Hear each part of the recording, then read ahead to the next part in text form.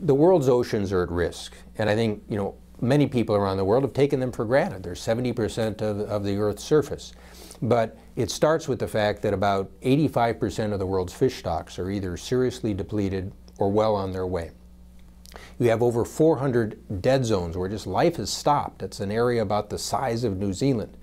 You've got coral reefs, which are critical sub-ecosystems that feed the larger life in the overall oceans, and those have been at risk.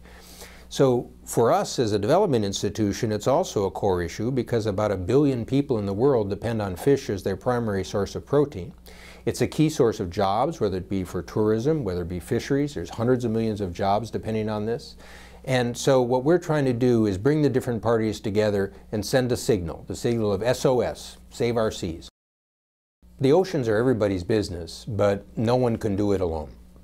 And so you have a number of different participants that some add know-how, some add financial resources, and there's actually hundreds of millions of dollars being invested in the world's oceans.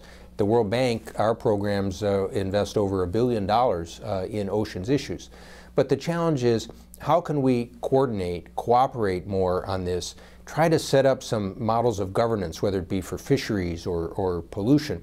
And that's where I think the World Bank can play a particular role, because what we've seen in other areas of biodiversity, from tigers to other types of wildlife, is the bank is in a unique position. We've got relationships with developing countries, and they're often the core areas.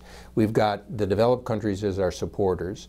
Scientific organizations, research organizations, and for the oceans, the private sector will be very important, because a lot of companies are realizing they can put themselves out of business if they deplete the world's fisheries.